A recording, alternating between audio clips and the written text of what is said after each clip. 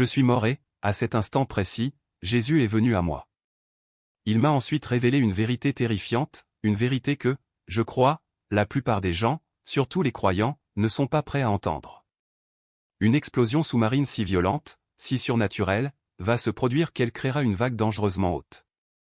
Lorsqu'elle s'écrasera sur la côte des États-Unis, des millions de personnes n'auront pas le temps de dire adieu. Je sais que cela paraît incroyable, mais ne négligez pas cet avertissement si vite.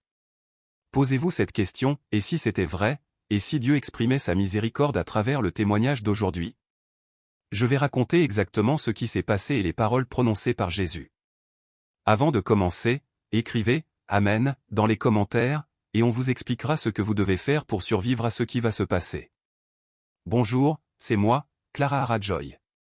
J'ai 55 ans et je suis récemment retraité après avoir enseigné l'anglais au lycée local pendant des années. J'habite dans une petite ville côtière, moins animée que New York, mais suffisamment proche de l'océan pour me réveiller chaque matin au son des vagues. C'était un matin comme les autres. J'étais dans la cuisine en train de préparer du café quand soudain une douleur aiguë me traversa la poitrine. Ce n'était pas une douleur comme les autres, pas une brûlure d'estomac ordinaire ni une douleur familière. J'avais l'impression que quelque chose me déchirait de l'intérieur. Mes genoux cédèrent et je m'écroulai lourdement sur le carrelage. Puis tout devint silencieux jusqu'à ce que je voie mon corps étendu sur le carrelage froid de la cuisine, la poitrine immobile, tandis que je flottais plus haut, laissant tout derrière moi. Cet instant ne dura pas longtemps avant que je comprenne ce qui se passait. Une lumière éclatante apparut, m'attirant, et je dérivai dans un tunnel que je ne peux décrire avec précision. Au bout du tunnel, je me suis retrouvé dans une vaste étendue de pure lumière. J'avais l'impression d'être rentré chez moi, dans un lieu que j'avais oublié, mais dont j'avais toujours su qu'il m'attendait au plus profond de moi. Mais même dans ce silence parfait, quelque chose s'éveilla, une présence qui se rapprochait, chaleureuse et puissante. D'une certaine manière, je savais que c'était lui, notre Seigneur Jésus.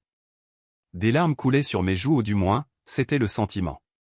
Je ne m'étais jamais senti aussi comprise, aussi aimée. C'était, pensais-je, le plus beau moment de ma vie. Bien que morte, il parlait sans un mot, et je l'entendais plus clairement que jamais. Ma fille Clara, tu as été amenée ici dans un but précis. Tu as été choisie pour témoigner d'une vérité, d'un message important que tu dois rapporter. Mon cœur battait fort. Moi, élu? Cette pensée me laissait pantois.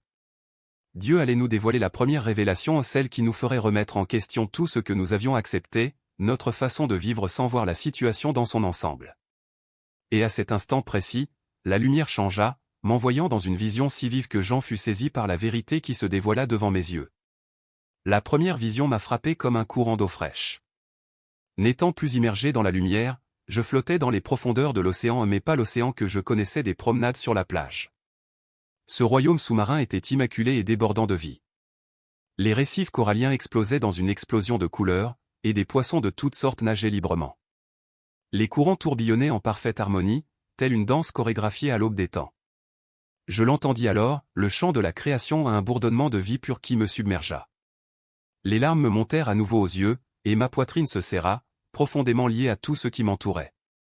Un amour infini emplit mon âme, comme si je tenais le monde entier dans mes bras. C'était si beau, si parfait, que je pensais pouvoir y rester pour toujours.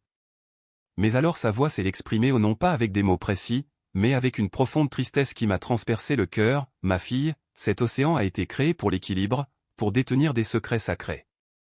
Il fait partie intégrante de la vie que j'ai donnée. Ces mots étaient lourds de sens, et j'ai senti un changement arriver, comme le calme avant la tempête. Ma peau était parcourue de picotements, même dans cet instant de bonheur. Soudain, l'image vola en éclats. La beauté s'effondra sous mes yeux. J'aperçus d'immenses plateformes pétrolières se dressant telles des squelettes monstrueux, leurs structures acérées plongeant dans les fonds marins. D'horribles machines déchiraient les couches géologiques, à la recherche de minéraux dans ce chaos minier sous-marin dont on entend parfois parler. C'était brutal et envahissant, comme regarder quelqu'un éventrer une créature vivante. Puis j'ai vu des sous-marins militaires silencieux effectuer des exercices secrets à des points de tension, comme la dorsale médio-atlantique, où les lignes de faille géopolitiques vacillent. Et pire encore, des déchets partout, sacs plastiques, produits chimiques toxiques, déchets s'infiltrant dans chaque fissure, étouffant la vie des récifs et des créatures. J'ai eu l'impression d'étouffer, la surprise se transformant en chagrin, le chagrin en colère en regardant cette destruction se dérouler. Sa voix revint, me coupant la douleur, plus triste maintenant. L'humanité a offensé ma création par sa cupidité et son arrogance. Elle croit pouvoir tout exploiter, récolter, faire exploser et tout transformer en armes sans conséquence. C'est à nouveau Babel, mais cette fois sous la mer, et c'est truqué. Un frisson me parcourut l'échine. Truqué, qu'est-ce que cela signifiait? Qu'est-ce que nous nous attirions? La vision suivante n'était pas un symbole poétique, mais un avertissement terrifiant. J'étais attiré par un endroit, la dorsale médio-atlantique, cette chaîne de montagnes sous-marines qui s'étendait telle une cicatrice au fond de l'océan. J'y sentais une tension terrible monter au pas seulement des rochers qui grinçaient sous la pression, mais aussi une tension humaine, des sous-marins ténébreux rôdaient, d'énormes plateformes de forage creusées plus profondément, taquinant une bête géante endormie qu'il ne fallait pas éveiller. J'ai senti une chaleur en bas au pas celle d'un feu de camp, mais une énorme accumulation d'énergie explosive, levée et prête à être déclenchée. La terre entière a semblé grogner, un grondement sourd nous avertissant de reculer. Pourtant, les gens continuaient à pousser, à percer, à tester, à intervenir comme si nous étions des dieux sur la création. Mon estomac se tordait d'effroi, mes mains devenaient moites, même dans cet état spirituel. Nous nous croyons si intelligents, maîtrisant les mers grâce à notre technologie et nos jouets. Mais en voyant tout cela se dérouler, j'ai eu le mal du cœur, comme si j'assistais à une catastrophe au ralenti que nous aurions pu empêcher. L'air et l'eau autour de moi s'épaissirent, la pression monta jusqu'à ce que je susse que quelque chose de terrible allait éclater. Puis ce fut le chaos, quelque chose que je prierais de ne jamais voir. Une explosion massive éclata, me secouant jusqu'au plus profond de moi-même. Ce n'était pas un boom que j'entendis avec mes oreilles, mais une vibration qui transperça chaque fibre de mon être, une force écrasante qui s'abattit sur mon âme comme un train de marchandises en fuite. J'avais l'impression qu'une bombe atomique gigantesque avait explosé à des kilomètres sous les vagues, le genre d'arme assez puissante pour raser des villes entières, pourtant cachées sous les profondeurs de l'océan. Je ne l'avais pas vu de mes propres yeux, mais je l'avais senti instinctivement, un feu d'énergie brute jaillissant du cœur de la Terre, alimenté par nos propres manipulations inconsidérées. Peut-être s'agissait-il d'un essai d'armes sous-marines raté, d'une plateforme minière ayant connu une catastrophe dans une course effrénée au profit, ou du résultat de jeux de guerre insensés et devenus incontrôlables. Je ne pouvais en déterminer la cause exacte, mais je savais avec une certitude inébranlable que nous, les humains, avions allumé la mèche. Le fond marin s'ouvrit, des fissures se déchirant comme des toiles d'araignée comme la foudre, les plaques tectoniques se soulevant avec une force violente. Un rugissement silencieux se fit entendre, un gémissement terrifiant résonnant dans l'abîme, faisant trembler tout mon être. Puis la voix de Jésus s'éleva au-dessus du rugissement, basse et douloureuse, mais d'une autorité indéniable. Cette explosion, ma fille, est le résultat direct de la violence de la guerre ou de la folie de la cupidité. Elle a réveillé des forces jusqu'alors contenues par la miséricorde divine. Ces paroles m'ont pénétré et j'ai soudain compris, ce n'était pas un accident, pas un tremblement de terre aléatoire que les scientifiques qualifieraient de « naturel ». C'était bien plus grave, une réaction en chaîne que nous avions déclenchée nous-mêmes, réveillant des forces que nous n'aurions jamais osé toucher. L'instant d'après, la vision changea. Je n'étais plus un simple observateur, j'étais arraché des entrailles de l'océan, entraîné à travers des couches d'eau invisibles par une force invisible.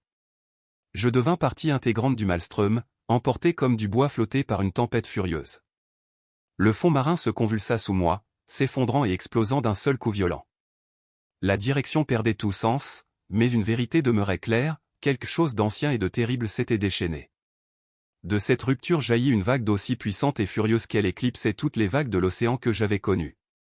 Ce n'était pas une vague de plage paresseuse ni un tsunami à la une des journaux, c'était un mur d'eau vivant, si haut qu'il masquait le ciel. Imaginez 20 gratte-ciel empilés les uns sur les autres, puis les déferlant sur la mer comme une bête sauvage déchaînée. D'abord, ce fut le rugissement des bulles et de l'écume jaillissant du fond marin, puis le fracas assourdissant de l'eau qui s'accumulait couche après couche, chacune alimentant la suivante comme un moteur de destruction inexorable. Cette force monstrueuse gagnait en vitesse et en appétit, fonçant vers le rivage comme mue par un seul but. Et j'étais lié à son rythme, non comme un spectateur, mais comme un témoin de chacune de ses pulsations. Mon esprit, ce qu'il en restait, vibrait sous la force du courant. Je le sentais jusque dans mes os, même si je n'en avais plus. Il me serrait la poitrine, comprimait mon âme, comme si l'océan tout entier s'effondrait. Le grondement lointain que j'avais perçu auparavant se transforma en un cri ni humain ni animal, mais le cri de la création elle-même, un gémissement profond et guttural s'élevant du noyau terrestre. C'était la voix angoissée d'une planète blessée par la cupidité, marquée par le péché et le silence, qui rugissait maintenant avec fureur. La mer était devenue à la fois juge, jury et bourreau. Alors que cette vague colossale prenait de l'ampleur, j'ai réalisé avec horreur qu'aucune barrière artificielle ni mur, ni barrage, ni technologie ne pouvait arrêter sa progression. Dans le calme glacial qui a précédé l'impact, une profonde et douloureuse impuissance m'a envahi. J'avais l'impression de voir un être cher se noyer, incapable d'intervenir ni même de crier assez fort pour changer la situation. Je connaissais son chemin sans carte ni guide. Il filait vers la côte et des États-Unis comme le jugement dernier. Puis il frappa. La vague ne s'abattit pas, elle l'anéantit. La silhouette de New York disparut en un instant. La statue de la liberté, ce symbole d'espoir, fut engloutie, son flambeau s'éteignant comme une bougie dans la tempête. Les gratte-ciels s'effondrèrent comme sculptés dans le sable, le verre explosa dans les airs et les poutres d'acier se brisèrent comme des brindilles. Les lumières vives et la foule animée de Times Square se dissolvèrent dans un tourbillon silencieux de débris. Boston fut la suivante, des rues historiques où la Révolution naquit, des pavés résonnant des pas des patriotes, de vieux bâtiments en briques chargés de souvenirs et de sens, déchirés et projetés dans l'écume montante. J'ai pleuré pour eux. Les plages dorées et les hôtels aux couleurs pastel de Miami suivirent, disparaissant en un clin d'œil. Puis Norfolk et Charleston, avec leurs fières bases militaires et leurs ports animés, furent déchiquetés, d'énormes navires projetés à l'intérieur des terres comme des galets. Je restais là, debout ou flottant, la poitrine serrée par le chagrin, la gorge irritée par les sanglots. Je ne pouvais rien faire, aucun cri, aucune supplication ne pouvait changer la fin. Je ne ressentais qu'une ardente urgence, avertir quiconque voulait bien m'écouter, reviens à Dieu avant qu'il ne soit trop tard. Ce message me faisait mal au cœur. Alors maintenant, en lisant ces mots, je vous pose la question, vivez-vous à New York, Boston, Miami? Avez-vous de la famille, des amis, des proches qui habitent cette côte? Ne considérez pas cela comme une simple histoire. Laissez-la transpercer votre cœur, vous réveiller de votre complaisance. Car à travers le grondement des eaux, à travers l'effondrement des villes et le silence qui a suivi, j'ai entendu sa voix plus clairement que jamais auparavant dans ma vie. Jésus a dit, tous ces noms célèbres seront abattus en un seul jour si cet avertissement est ignoré. Le temps du deuil approche, et les cris atteindront le ciel. Ces mots me frappèrent comme des flèches acérées, s'enfonçant profondément dans mon cœur jusqu'à ce que des larmes coulent sur mes joues. Je ne pus les retenir, non seulement par peur, mais parce que je savais de tout mon être que ce dont j'avais été témoin n'était pas une simple possibilité. C'était une miséricorde, un avertissement, un appel, et cela me rappela qu'il n'était pas trop tard. Pourtant, je me demande combien d'autres cris resteront sans réponse avant que la vague ne s'abatte enfin sur nous. La vision ne s'est pas limitée aux scènes horribles de destruction physique, les imposants murs d'eau démolissant les côtes, les villes se fracassant comme des châteaux de sable sous une violente tempête. Ce n'était qu'une apparence, la véritable terreur était bien plus profonde, transperçant l'âme même de l'Amérique. C'était comme si un voile avait été violemment arraché, révélant une nation non seulement en ruine physique, mais pourrissante de l'intérieur. Scène après scène se bousculait devant mes yeux, des tribunaux où des péchés clairement condamnés par la parole de Dieu étaient normalisés, inscrits dans la loi avec la simplicité d'une paperasserie routinière. Il n'y avait aucune hésitation, aucune crainte du jugement divin, seulement des tampons et des coups de marteau sanctionnant ce qui n'aurait jamais dû être envisagé. J'ai vu des professeurs, dans les couloirs silencieux des universités, façonner les jeunes esprits avec des idéologies qui déformaient la morale jusqu'à ce que le mal paraisse juste et que l'obscurité soit glorifiée en lumière. Les étudiants applaudissaient ces mensonges comme s'il s'agissait de vérités profondes, alors même que les fondements de la vérité absolue s'effondraient sous leurs pieds. Et mon cœur souffrait surtout pour les églises. Les sanctuaires, autrefois chargés d'un silence respectueux, résonnaient désormais d'une routine vide. Les fidèles, vêtus de leurs plus beaux habits du dimanche, étaient assis sur des bancs polis, leurs lèvres chantant des cantiques sans conviction. Il n'y avait ni feu, ni tremblement devant un Dieu saint, juste une performance creuse. Les autels, autrefois baignés de larmes de repentance, étaient desséchés, et les sermons n'avaient plus le poids du ciel. Puis vinrent les drapeaux ou des bannières arc-en-ciel déployés avec défiance dans des lieux autrefois sacrés, sanctuaires, écoles, bâtiments gouvernementaux revendiquant des territoires qui ne leur avaient jamais appartenu. Ce n'était pas une simple tolérance, c'était la célébration de la rébellion, une réécriture effrontée de ce que Dieu avait autrefois déclaré sacré. Je sentais l'air s'emplir de slogans orgueilleux et de déclarations provocatrices, une arrogance spirituelle qui étouffait l'atmosphère. C'était plus que de la désobéissance, c'était de la moquerie pure et simple, un geste de poing levé vers le ciel. La grâce de Dieu n'était pas simplement rejetée, elle était ridiculisée.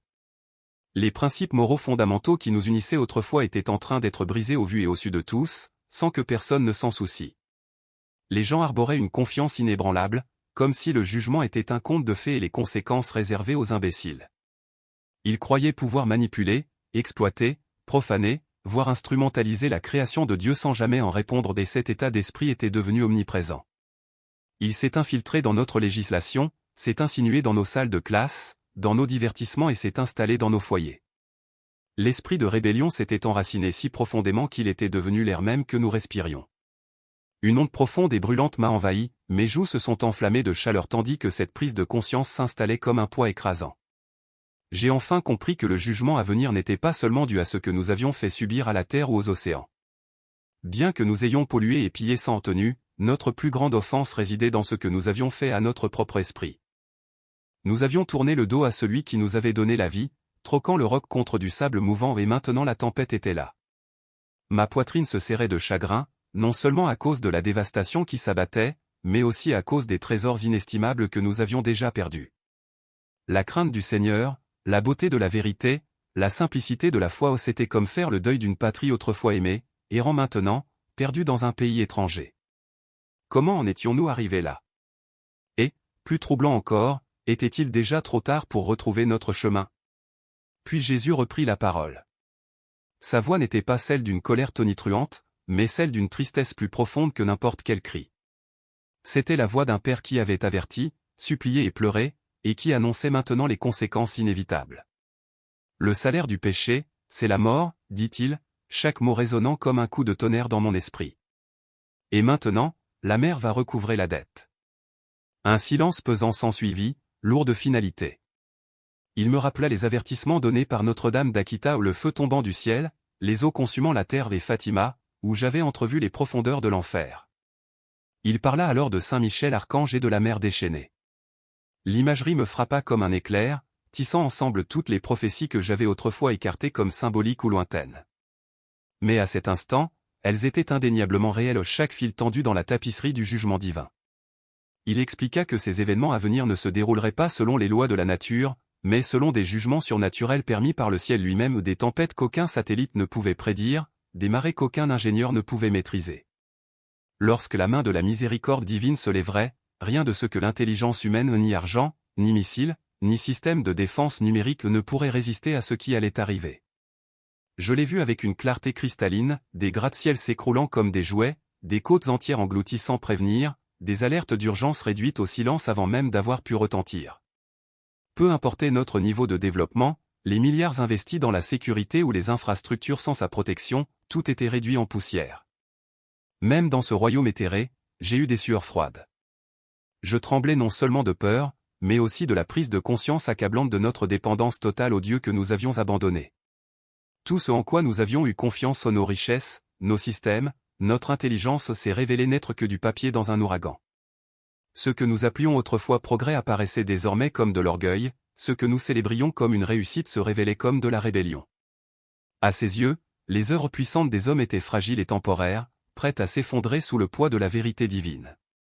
Je restais là, essoufflé, me demandant s'il restait encore un peu de temps ou une once de miséricorde à implorer, pour me repentir, pour changer de direction avant que la trompette finale ne sonne et que la porte ne se referme. Au cœur de ce chaos, tandis que le grondement des vagues déferlantes résonnait encore dans ma poitrine et que les cris des âmes angoissées résonnaient à mes oreilles, quelque chose se modifia, comme si le ciel lui-même ne pouvait supporter de laisser les ténèbres tout consumeurs. La vision s'ouvrit comme un ciel avant l'aube, laissant percer un unique rayon d'espoir aveuglant. Ce n'était ni bruyant ni grandiose, c'était comme un léger murmure de lumière traversant les nuages d'orage subtil, mais puissant et persistant. J'ai commencé à voir des lucioles dans la nuit, des points lumineux disséminés sur le paysage. Ce n'étaient ni des villes ni des cathédrales, mais des maisons ordinaires où se produisaient des événements extraordinaires. Dans ces maisons, les gens s'agenouillaient, non par habitude, non par rite, mais par le cri profond et tremblant de l'âme. Des prières sincères s'élevaient comme un doux encens. Les visages étaient baignés de larmes, non seulement de peur, mais de repentir sincère. J'ai vu des mères serrer des chapelets comme des bouées de sauvetage jetées dans une mer déchaînée, et des pères guider leurs enfants dans la prière, les mains tremblantes mais inébranlables. J'ai vu des gens se signer lentement et respectueusement, chaque geste créant un bouclier entre eux et l'obscurité. Certains portaient des scapulaires de Notre-Dame près de leur cœur, d'autres arboraient des médailles miraculeuses comme des armures non par superstition, mais en signe d'humble soumission. Ce n'était ni ostentatoire ni public, mais profondément réel. Je sentais la sincérité irradier comme la chaleur d'une flamme. Dans ces petits foyers de foi, l'atmosphère était différente, chargée de grâce. Les familles se serraient les unes contre les autres, élevant la voix tandis qu'elles prononçaient d'anciennes paroles de consécration, consacrant leur vie et leur foyer au Sacré-Cœur de Jésus et au cœur immaculé de Marie. Leurs visages rayonnaient non pas de peur, mais d'une paix déterminée, comme s'ils avaient déjà choisi qui ils serviraient, quoi qu'il arrive. Puis j'ai remarqué autre chose, plus silencieux, mais non moins sacré. Une poignée d'individus, dispersés ici et là, préparaient tranquillement leurs affaires. Leurs yeux ne lisaient ni panique ni terreur, seulement une urgence sereine. Ils ne couraient pas, ils obéissaient. C'était comme si un instinct divin leur avait murmuré, rentrez à l'intérieur des terres, et ils ont écouté. Aucun titre de presse ne les avait avertis, aucune sirène n'avait hurlé, seule une petite voix douce, venue d'en haut, guidait leurs pas. Les observer a réveillé en moi une force intense. Au milieu de toute cette dévastation, leur douce obéissance a allumé une flamme d'espoir au plus profond de mon cœur, consumant le désespoir qui m'avait enserré. À cet instant, j'ai compris, oui, le jugement était réel, et oui, il allait arriver, mais la miséricorde était toujours offerte à ceux qui écouteraient, dont le cœur restait à l'écoute de la fréquence céleste. Mes larmes se sont déplacées, non plus nées de l'horreur, mais d'une profonde gratitude. J'avais l'impression d'apercevoir un canot de sauvetage sur un océan sombre et sans fin. Puis Jésus reprit la parole, sa voix ferme et claire, tranchant le bruit et la peur comme une épée dans le brouillard, l'espoir réside dans l'obéissance. Dans cet instant calme et sacré, il me rappela Noé, construisant une arche sous un ciel ensoleillé tandis que les moqueurs le traitaient d'idiot, et Lot, quittant Sodome alors que la ville brillait d'une lumière dorée. Ces hommes n'étaient pas paranoïaques, ils étaient obéissants, des hommes qui écoutaient Dieu parler, même lorsque le monde leur donnait toutes les raisons de rester. Jésus ne cherchait pas à me forcer à me soumettre par la peur, et ce n'était pas de la peur. C'était une ultime invitation, une dernière offrande de grâce avant que la porte ne se referme. Cette prise de conscience m'a frappé comme un raz-de-marée, Dieu ne nous avait pas abandonnés. Même maintenant, à la limite du jugement, il nous appelait, nous proposant une issue si seulement nous l'écoutions et agissions. Son regard a croisé le mien, brûlant non pas de colère, mais d'une ardente et sainte urgence. Ma fille, dit-il, voici le message que tu dois rapporter. Ces choses ne t'ont pas été montrées simplement pour trembler, tu as été choisi non seulement pour être témoin, mais aussi pour avertir. Le poids de cet ordre m'écrasa comme une montagne s'écroulant sur mes épaules. Pourtant, au lieu de me briser, il forgea une détermination d'acier en mon âme, comme si j'étais reforgé dans le feu de son dessein. Il l'a clairement dit, il ne s'agit pas d'une bataille entre nations ou entre hommes, mais d'une guerre spirituelle. Nos armes ne sont ni les fusils ni la politique, mais la repentance, la prière, la foi et une obéissance radicale. Il a prévenu que cela viendrait rapidement, comme l'éclair sans compte à rebours, sans prévision à long terme.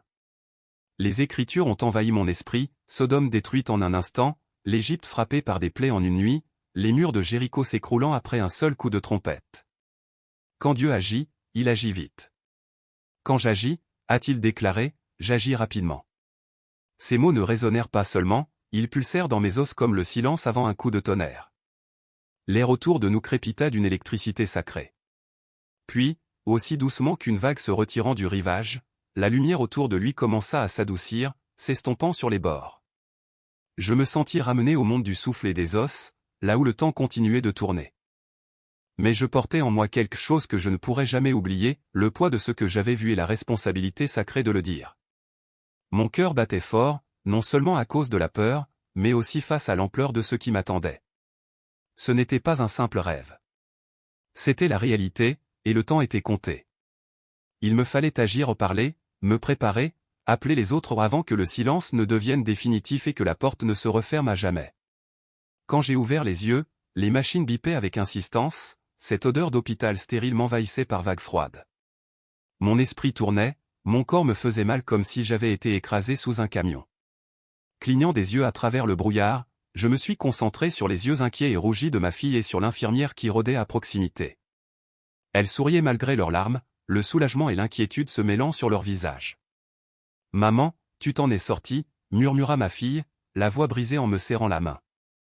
Pourtant, je me sentais suspendu entre deux mondes. La vision avait été si vive, si réelle que je ne pouvais distinguer la fin du rêve de la réalité. J'étais morte, j'avais rencontré Jésus, j'avais été témoin de la destruction imminente. Ce n'était pas une simple hallucination, c'était gravé dans mon âme. Mais comment annoncer ça à quelqu'un? Comment regarder son propre enfant dans les yeux et lui dire « J'ai vu un désastre cauchemardesque arriver sur la côte et il vient de Dieu lui-même » Ma bouche s'est asséchée, ma voix est devenue rauque comme du papier de verre. J'ai lu du soulagement dans leurs yeux, mais aussi une lueur de pitié, comme s'ils prenaient cela pour un choc ou un brouillard post-traumatique. La peur m'a rongé, et le fardeau pesait plus lourd que mon corps fragile ne pouvait le supporter. Sous surveillance, j'ai compris que ce voyage serait bien plus difficile que la mort, bien plus difficile car il me fallait désormais vivre avec ce que j'avais vu et le faire croire aux autres avant qu'il ne soit trop tard. Les jours suivants, j'ai essayé. J'en ai d'abord parlé à ma fille, puis à une amie proche, une fervente responsable d'études bibliques qui ne manque jamais la messe. Leurs réactions m'ont profondément touché. Ma fille était aux petits soins avec moi comme un ver fragile.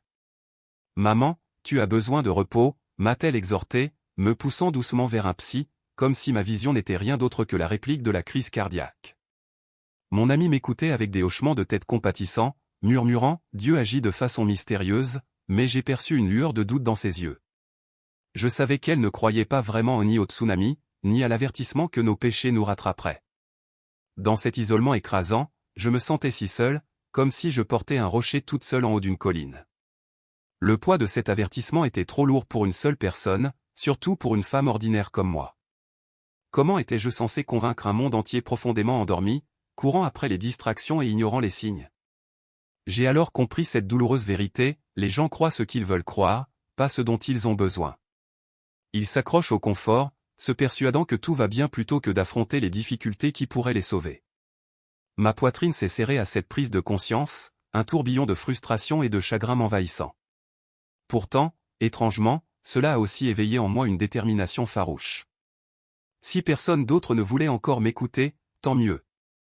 Je continuerai à parler, à insister, car au fond de moi, je savais que ma vie en dépendait. Peut-être que cette solitude faisait partie de l'épreuve, me forçant à m'appuyer davantage sur Dieu. Malgré tous les doutes qui se bousculaient, je refusais d'abandonner.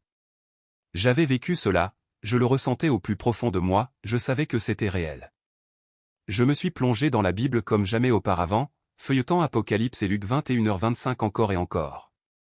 Ces versets sur les signes du soleil, de la lune et des étoiles, et le rugissement de la mer, n'étaient plus de simples mots sur une page. J'avais l'impression que Dieu me parlait directement. J'ai commencé à venir à l'église non seulement pour la messe, mais aussi pour m'imprégner de ce réconfort et de cette force. Je confessais mes péchés, sentant le poids s'alléger à chaque fois, et je priais le chapelet chaque jour, ces grains dans mes mains devenant mon encre. J'ai consacré ma famille au Seigneur, comme il me l'avait montré dans la vision. Puis les miracles ont commencé à se produire, pas du genre spectaculaire, mais des révélations subtiles qui m'ont fait prendre conscience de ce que j'avais ignoré jusque-là. Les nouvelles circulaient sur des exercices navals inhabituels dans l'Atlantique, l'Atlantic Alliance 2025, avec des forces américaines, néerlandaises et britanniques menant des manœuvres amphibies de la Caroline du Nord jusqu'au Maine, juste au large de notre côte est. Ce n'était pas un entraînement ordinaire, l'ambiance était tendue et chargée. Des rapports scientifiques faisaient état d'activités sismiques légères mais plus fréquentes le long de la dorsale médio-atlantique, notamment près des Açores, un séisme de magnitude 6,9 en avril 2025, un autre de magnitude 6,2 en juin secouant tout en profondeur. Et ne me lancez pas sur les étranges variations des courants océaniques, le Gulf Stream, qui vacillait, comme cette étude l'avait prédit, pourrait s'effondrer dès cette année, et des pics soudains de température de la mer dans l'Atlantique ou des records de 2024 qui se sont prolongés. Les eaux de l'Atlantique se réchauffaient bien plus vite que la normale. Tout concordait avec ce que j'avais vu. Ces choses n'étaient pas des secrets cachés, elles étaient bien là, dans les journaux et à la télévision, et pourtant personne n'en faisait le lien. Je savais que ce n'était pas un hasard, pas après ce que Jésus m'avait montré. Les pièces du puzzle s'assemblaient, construisant quelque chose d'énorme, mon pouce accélérait à chaque signe. Et si c'était ça, le prélude? Et si on était plus près qu'on ne le pensait? Je suivais l'actualité, rivé à l'écran, mais les médias grand public couraient après le superflu, débats interminables sur les élections à venir, potins people inutiles, scandales éclatants pour rien. Il mentionnait à peine l'intensification des exercices navals ou les mystérieuses observations de sous-marins des sous-marins nucléaires russes rôdant au large de la côte étant 2024, des rumeurs d'une activité accrue près des Bermudes ou juste au large des eaux de Caroline du Nord. C'était comme s'ils étaient aveugles, ou pire, qu'ils choisissaient de l'ignorer. Scientifiques et porte-parole du gouvernement balayaient tout du revers de la main. Opération en haute mer, relevés sismiques inhabituels, les qualifiant d'activité normale, sans inquiétude. Le désespoir me submergea de nouveau, une forte douleur à la poitrine. Comment réveiller un monde bercé par des bruits insignifiants? Comment leur faire comprendre que nous jouons avec le feu dans ses profondeurs, que nous attisons des forces que nous ne pouvons contrôler? Parfois, c'était désespéré, comme crier dans le vent. Mais je ne pouvais pas m'arrêter, surtout quand je savais ce qui était en jeu. Le message brûlait en moi comme un feu de forêt qui exigeait d'être libéré. J'ai donc commencé à partager mon histoire dans mon petit groupe d'église, celui auquel je participais le plus fidèlement depuis mon réveil. Un soir, pendant l'étude biblique, les mains tremblantes, agrippé au bord de la table, j'ai tout raconté, l'expérience de mort imminente, les visions de l'océan cristallin se transformant en chaos, la vague déferlante sur la côte et l'avertissement de Jésus contre notre cupidité et notre orgueil qui sème le trouble. Ma voix tremblait au démo comme « explosion » et « jugement » craquaient sur mes lèvres mais j'ai persévéré. Ce n'était pas un rêve, c'était un appel à l'action venant directement de lui. Les réactions étaient surtout moqueuses, comme je le craignais. Quelques personnes s'agitaient, mal à l'aise. Un homme éclata de rire, me traitant de « folle Clara » à voix basse. Une autre femme murmura que je cherchais juste à attirer l'attention après mon problème de santé, prétextant de la compassion. Même le pasteur semblait gêné, suggérant gentiment que c'était peut-être les médicaments qui parlaient ou le traumatisme qui leur jouait des tours. Une poignée de personnes s'intriguèrent se penchant pour demander à quoi ressemblait Jésus ou quelle était vraiment la taille de la vague. Mais elles reculèrent ensuite, le regard vitreux, comme si c'était trop dur à avaler. J'ai affronté la pression de front. On me prenait à part, m'accusant de semer la panique inutilement dans notre ville tranquille, d'attiser la peur alors que les gens avaient déjà bien assez de soucis avec leurs factures et leur travail. Ça me faisait mal, j'ai senti mes joues s'empourprer, ma gorge se serrer comme si j'allais pleurer sur le champ. Mais je ne cédais pas. Chaque fois que quelqu'un se moquait, je fermais les yeux et je me remémorais son visage, ce regard aimant dans la lumière ou la vision terrifiante de la mer engloutissant le trou de la ville. Cela me nourrissait, me redressait. Je savais que je n'étais pas seul, il était avec moi, me poussant en avant. Il ne s'agissait pas de gagner des débats. Il s'agissait de sauver des âmes, même si je me trouvais dans le désert, avec ma voix qui résonnait dans le vide. Puis les miracles ont commencé à se manifester petits au début, mais grandissant comme des graines qui prennent racine. Un jour, mon amie proche, celle qui avait écouté sans vraiment y croire, est venue me voir, les yeux écarquillés. Elle m'a dit qu'elle avait prié et ressenti une impulsion spirituelle, comme si Dieu confirmait mes paroles. Puis, un couple plus âgé de l'église qui avait perdu un fils des années auparavant a acquiescé lors de mon partage suivant, les larmes aux yeux, avouant que cela faisait écho à leur rêve de crue. Petit à petit, ils ont commencé à me croire, à vraiment me croire. Nous nous sommes réunis dans mon salon après les offices, fervents à genoux, priant ensemble, demandant conseil et protection. Ils se sont jetés à mes côtés, faisant le plein de provisions simples, conserves, eau en bouteille, kit d'urgence avec lampe de poche et matériel de premier secours, et même des gilets de sauvetage au cas où. Rien de sophistiqué, juste une préparation pratique pour ce qui pourrait arriver. Nous sommes devenus un petit groupe discret et stable, nous réunissant chaque semaine pour prier et planifier. Certains ont même parlé de se déplacer vers l'intérieur des terres, de repérer des endroits dans les Appalaches loin de la côte, de tracer des itinéraires d'évacuation sur de vieilles cartes étalées sur la table. Ce n'était pas de la paranoïa, c'était de l'obéissance, comme Noé travaillant dur sous le soleil, et cela m'a donné de la force. Cela m'a permis de tenir le coup quand le doute s'est installé. Je savais que Dieu ne laisserait pas ses avertissements tomber indéfiniment dans l'oreille d'un sourd. Et voilà mon histoire, un voyage de la mort à une vérité indéniable, du doute à une foi solide comme le roc, et d'une vie tranquille à cette mission immense. Je comprends, cela peut paraître étrange pour beaucoup, mais lorsque Dieu révèle quelque chose, surtout à propos d'événements susceptibles de bouleverser le monde entier, il attend de nous que nous le transmettions. Je me souviens encore de chaque seconde passée à flotter dans cette lumière, à sentir l'amour inconditionnel de Jésus m'envelopper comme une couverture chaude. Cette paix est restée intacte. Même dans ce monde chaotique, c'est la preuve la plus évidente de sa grâce, de son espoir et de son amour inébranlable. Certes, ma vie a été bouleversée, mais j'ai trouvé un calme plus profond que tout ce que j'avais connu auparavant, celui qui s'installe profondément et qui dure. On n'est pas seul dans son cheminement de foi, l'amour de Dieu est toujours là, immense et infini. Où que vous soyez et quoi que vous ayez traversé, il vous tend les bras, prêt à vous accueillir. Ne vous retenez pas, plongez dans votre propre cheminement avec courage. Ouvrez-vous à ses révélations, aux signes qu'il nous envoie, car il veut simplement que nous revenions à lui. N'oubliez pas, tout ce dont vous avez besoin, cette paix que vous recherchez, tout est en lui. Il ne s'agit pas de vous effrayer, mais de vous réveiller, de vous rappeler qu'une vérité plus grande vous attend.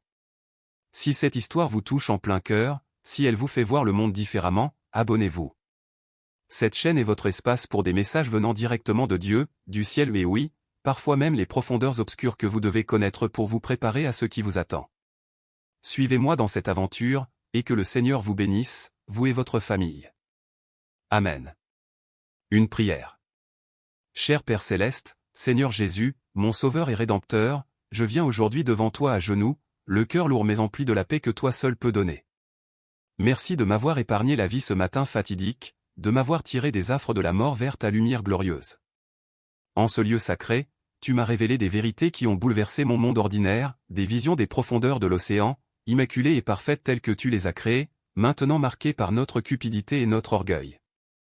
J'ai vu la dorsale médio-atlantique trembler, les explosions nées de notre arrogance, et la vague gigantesque se lever pour emporter la côte est, New York englouti, Boston s'écroulant, Miami disparaissant sous ton juste jugement. Cela me terrifie, Seigneur, mais je sais que c'est un appel à la repentance, un avertissement né de ton amour. Pardonne-nous, Père. Pardonne à l'Amérique de s'être détournée de tes voies. Nous avons légalisé ce que tu appelles le péché, enseigné des mensonges à nos enfants à l'école, rempli nos églises de rituels creux et agité des drapeaux de défiance dans des lieux saints. Nos cœurs se sont refroidis, rejetant ta grâce, exploitant ta création en forant en profondeur, polluant les mers, militarisant la terre comme si nous étions des dieux. Je confesse ma propre complaisance, les dimanches où j'assistais à l'église sans véritable dévotion, les doutes que j'entretenais, le malaise que j'ignorais jusqu'à ce que tu me réveilles. Purifie-moi, renouvelle mon esprit et aide-moi à porter ce fardeau avec courage. Aie pitié de nous, ô Dieu. Épargnez à la côte et ce méga tsunami, ce jugement auquel nous avons provoqué par notre folie. Adoucissez les cœurs endurcis par la distraction et les nouvelles incessantes des élections, des célébrités, des scandales qui nous aveuglent aux signes, l'intensification des exercices navals dans l'Atlantique, les grondements sismiques près des Açores, les courants océaniques aux variations anormales. Réveillez votre peuple, Seigneur. Faites-leur voir les liens. Tenez compte des prophéties d'Akita et de Fatima, et revenez à vous. Protégez les fidèles qui vous écoutent ou ceux qui prient le chapelet, confessent leurs péchés, consacrent leur famille à votre Sacré-Cœur et au cœur immaculé de Marie. Guidez-les vers la sécurité terrestre si besoin est, comme Noé construisant son arche ou l'eau fuyant Sodome. Fortifie-moi, Jésus, pour partager ce message sans crainte. Même moqué et mis en doute, que mes paroles sèment l'espoir et l'obéissance. Pour ceux qui nous regardent, qui vivent dans des villes vulnérables ou qui y ont des proches, réveille leur âme et les prépare spirituellement et physiquement. Que ce ne soit pas une histoire de malheur, mais un réveil à ta miséricorde infinie pour les repentants. En ton saint nom, je prie. Amen.